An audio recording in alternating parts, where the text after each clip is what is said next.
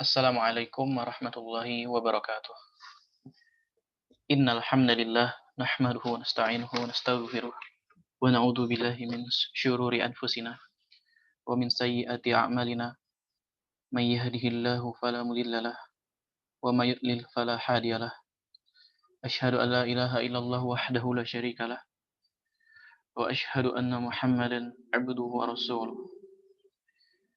Faqala Allah ta'ala fi kitabil karim. A'udzu billahi minasy syaithanir rajim.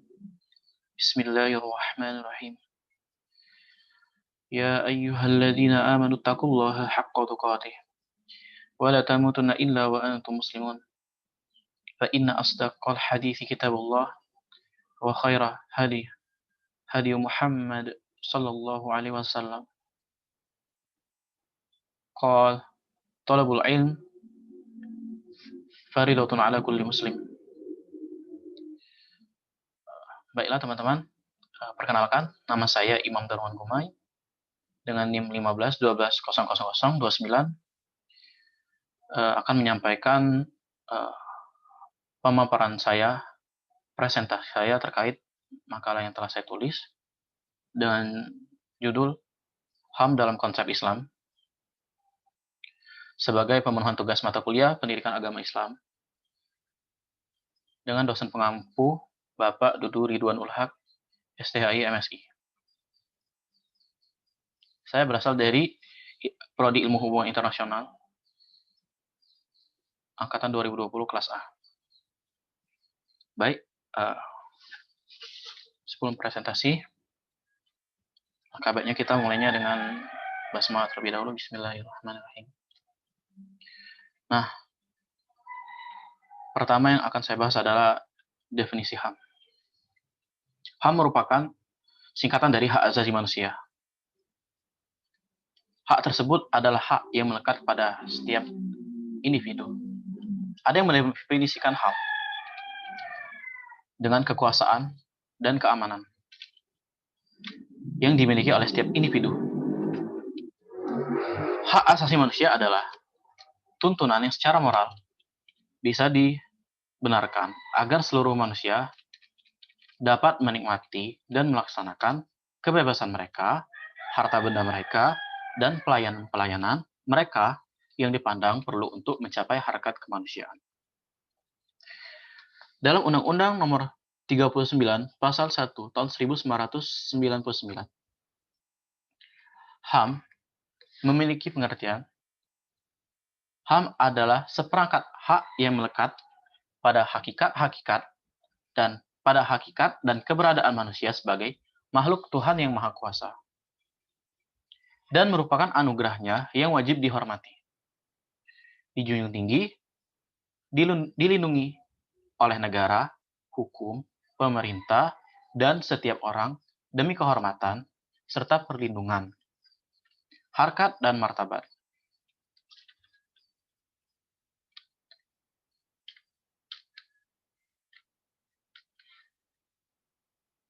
Nah, yang berikutnya adalah Nas Al-Quran dan As-Sunnah terkait HAM.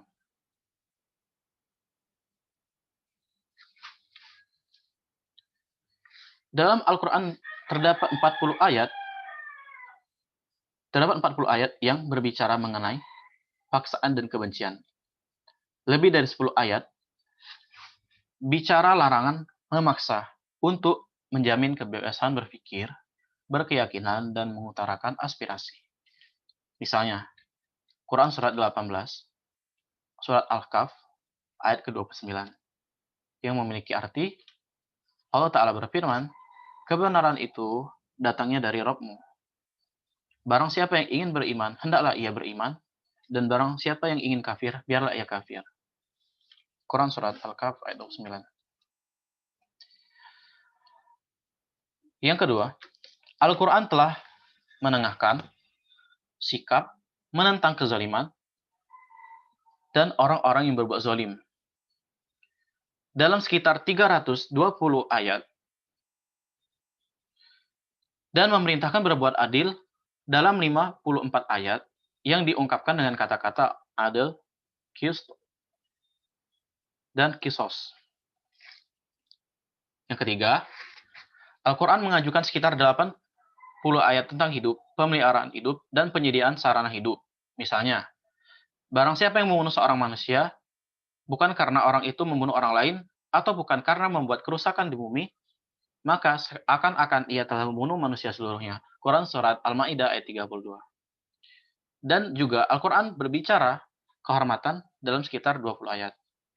Yang keempat, Al-Quran menjelaskan sekitar 150 ayat tentang ciptaan dan makhluk-makhluk, serta tentang persamaan dalam penciptaan. Misalnya, orang yang paling mulia di antara kamu adalah yang paling bertakwa di antara kamu. Quran Surat Al-Hujurat ayat 13. Dan berikutnya yang nomor 5.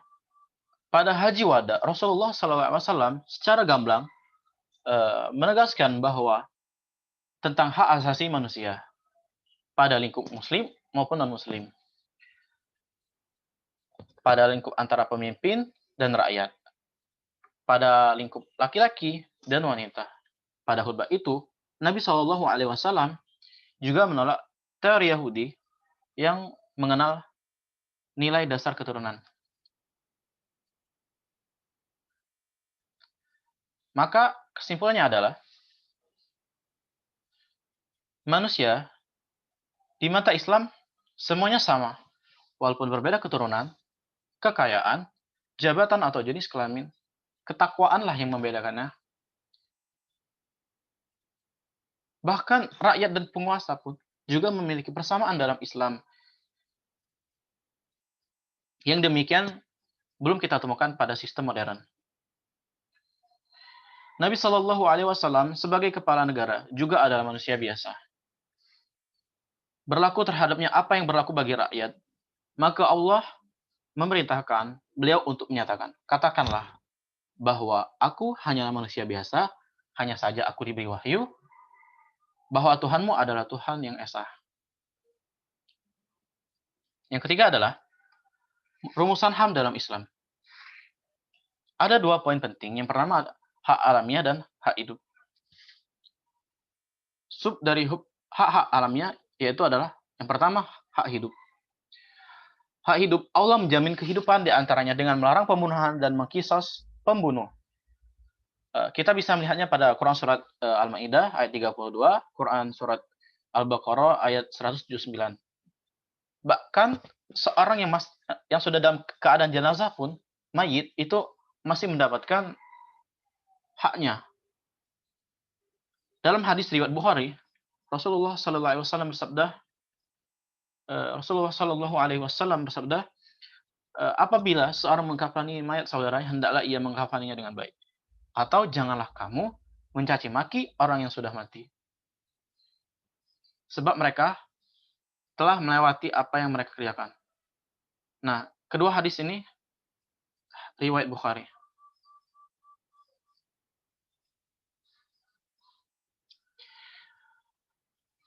Yang kedua, subbab yang kedua adalah hak kebebasan beragama dan kebebasan pribadi.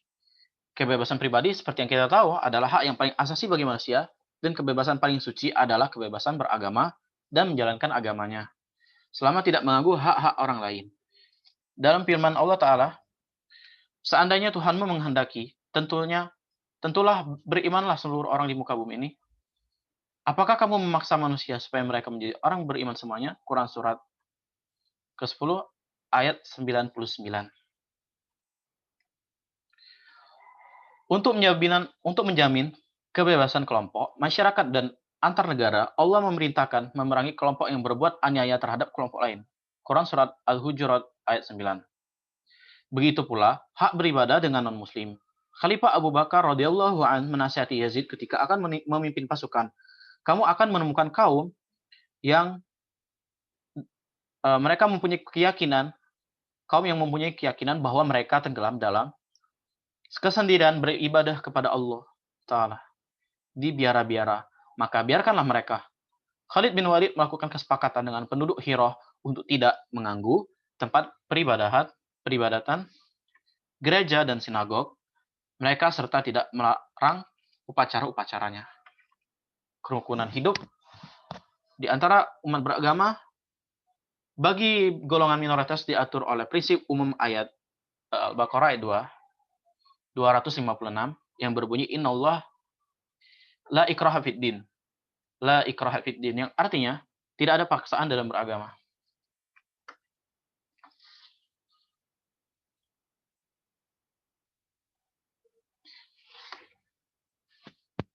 Yang ketiga adalah hak bekerja. Hak bekerja dalam Islam tidak hanya menempatkan bekerja sebagai hak tetapi juga kewajiban. Bekerja merupakan kehormatan yang perlu dijamin.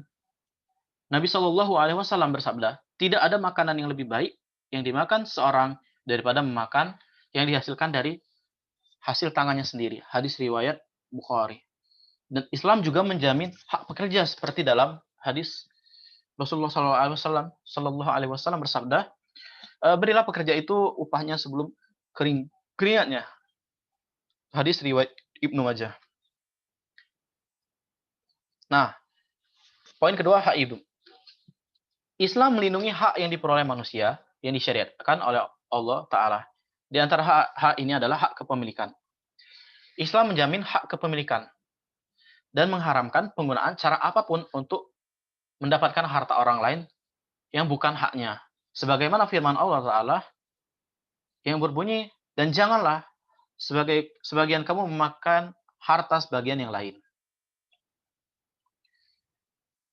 Di antara kamu dengan jalan batil, dan janganlah kamu bawa urusan harta itu kepada hakim agar kamu memakan sebagian harta benda orang lain itu dengan jalan berbuat dosa, padahal kamu mengetahuinya. Quran Surat Al-Baqarah ayat 188.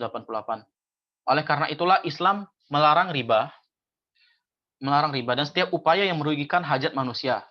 Islam juga melarang gharar atau penipuan dalam perniagaan. Rasulullah Shallallahu Alaihi Wasallam bersabda, jual beli itu dengan pilihan selama antara penjual dan pembeli belum berpisah. Jika keduanya jujur dalam jual beli, maka mereka diberkahi. Tetapi jika ia berdusta dan menipu berkah, jual beli mereka dihapus. Nah, jika ia berdusta dan menipu, maka keberkahan yang dihasilkan dari jual beli mereka akan dihapus. Islam juga melarang pencabutan hak milik yang didapatkan dari usaha yang halal, kecuali untuk kemaslahatan umum dan mewajibkan pembayaran ganti yang setimpal bagi pemiliknya. Sabda Nabi Shallallahu Alaihi Wasallam, barang siapa mengambil hak tanah orang lain secara tidak sah, maka dia dibenamkan ke dalam bumi, lapis 7 pada hari kiamat. Nauzubillah. Nauzubillah. Sangat berbahaya. Pelanggaran terhadap hak umum lebih besar dan sanksinya akan lebih berat. Karena itu berarti pelanggaran terhadap masyarakat secara keseluruhan. Nah, yang kedua, hak berkeluarga. Allah menjadikan perkawinan sebagai sarana mendapatkan ketentraman. Bahkan Allah memerintahkan para wali mengawinkan orang-orang yang bujangan di bawah perwaliannya. Quran Surat 24 ayat ke-32. Allah menentukan hak dan kewajiban sesuai dengan fitrah yang telah diberikan pada diri manusia. Dan sesuai dengan beban yang dipikul individu. Pada tingkat negara dan keluarga menjadi kepemimpinan pada keluarganya yaitu kaum laki-laki. Inilah yang dimaksudkan sebagai kelebihan laki-laki atas wanita. Quran Surat An-Nisa ayat 34. Dalam hak dan kewajiban masing-masing memiliki beban yang sama. Dan para wanita mempunyai hak seimbang dan kewajibannya menurut cara yang ma'ruf, akan tetapi para suami mempunyai satu tingkatan kelebihan dari istrinya. Quran Surat 2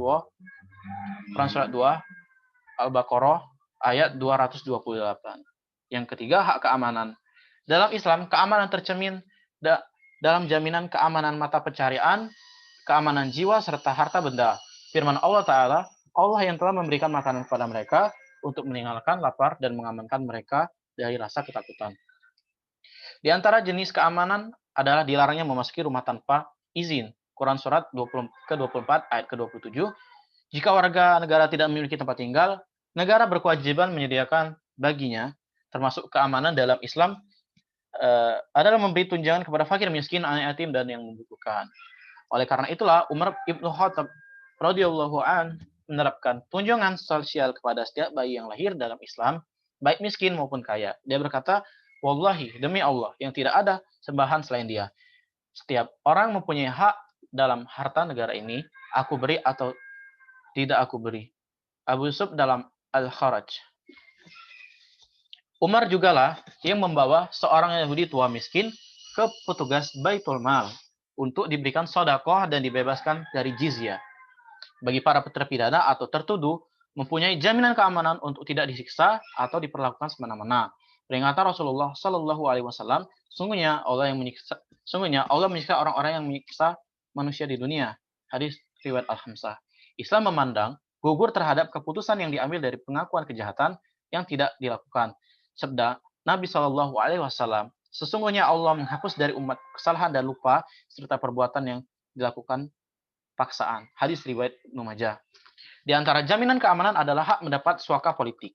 Ketika ada warga tertindas yang mencari suaka ke negeri yang masuk wilayah Darul Islam dan masyarakat Muslim wajib memberi suaka dan jaminan kepada mereka bila mereka meminta. Firman Allah Ta'ala, dan jika seorang dari kaum musyrikin meminta perlindungan kepadamu, maka lindungilah ia supaya ia sempat mendengar firman Allah Ta'ala. Kemudian antarkanlah sempat mendengar firman Allah dan kemudian antarkanlah ia ke tempat yang aman baginya. Quran surat 9 ayat ke-6. Hak keadilan. Yang berikutnya ada hak keadilan. Di antara hak setiap orang adalah mengikuti aturan syariah dan diberikan keputusan hukum sesuai dengan syariah. Merupakan hak setiap orang untuk mendapatkan perlindungan penguasa yang sah, yang dapat memberikan perlindungan dan membelanya dari bahaya atau kesewenang-wenangan. Bagi penguasa muslim, wajib menegakkan keadilan dan memberikan jaminan keamanan yang cukup. Sabda Nabi Shallallahu Alaihi Wasallam, pemimpin itu sebuah tameng. Di baliknya dan berlindung dengannya. Hadis riwayat Bukhari dan Muslim. Termasuk hak setiap orang untuk mendapatkan pembelaan dari dan juga mempunyai kewajiban membela hak orang lain dengan kesadarannya. Rasulullah Shallallahu Alaihi Wasallam bersabda, "Mau kamu aku beritahu saksi yang paling baik, dialah yang memberi kesaksian sebelum diminta kesaksiannya." Hadis riwayat Muslim, Abu Daud, An-Nasa'i, dan At-Tirmizi. Tidak dibenarkan mengambil hak orang lain untuk membela dirinya atas nama apapun, sebab Rasulullah Shallallahu Alaihi Wasallam menegaskan, sesungguhnya pihak yang benar memiliki pembelaan. Hadis riwayat Al-Khamsah.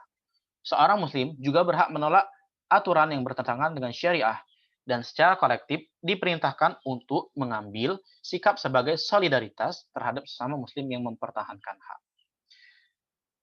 Hak saling membela dan mendukung. Kesempurnaan iman diantaranya ditunjukkan dengan menyampaikan hak kepada pemiliknya sebaik mungkin dan saling tolong-menolong dalam membela hak dan mencegah kezaliman. Bahkan Rasul Shallallahu Alaihi Wasallam melarang sikap mendiamkan sesama muslim, memutus hubungan relasi dan saling berpaling muka.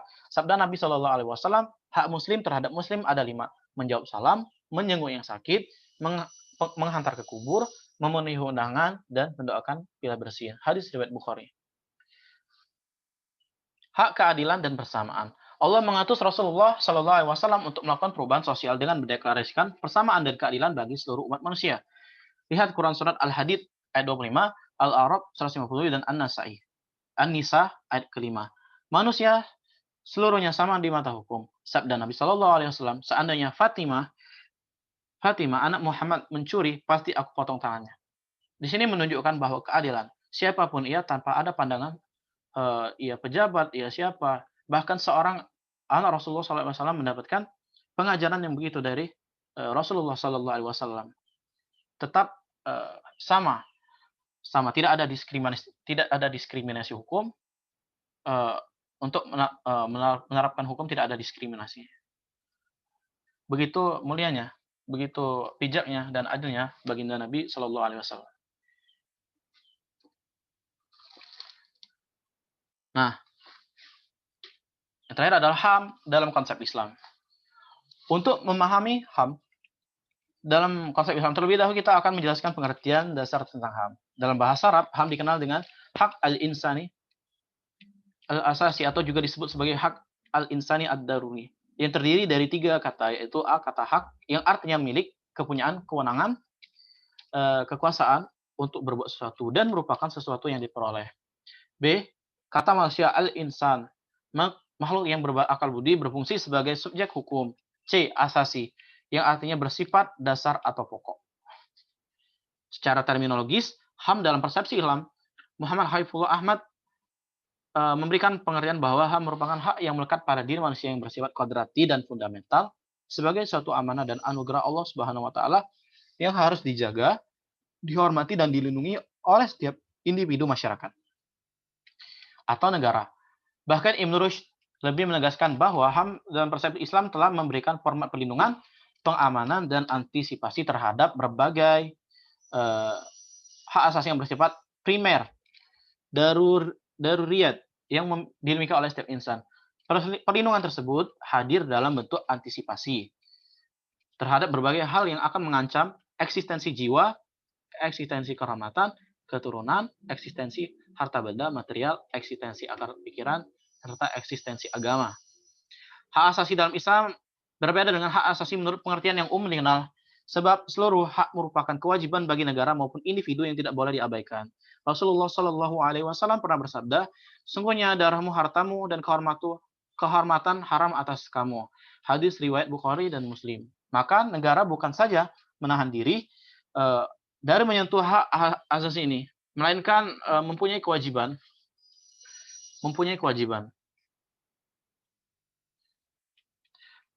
memberikan dan menjamin hak ini. Sebagai contoh, negara berkewajiban menjamin perlindungan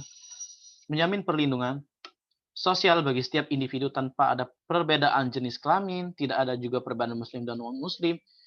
Islam tidak hanya menjadikan itu sebagai kewajiban negara, melainkan negara diperintahkan untuk berperang demi melindungi hak-hak ini.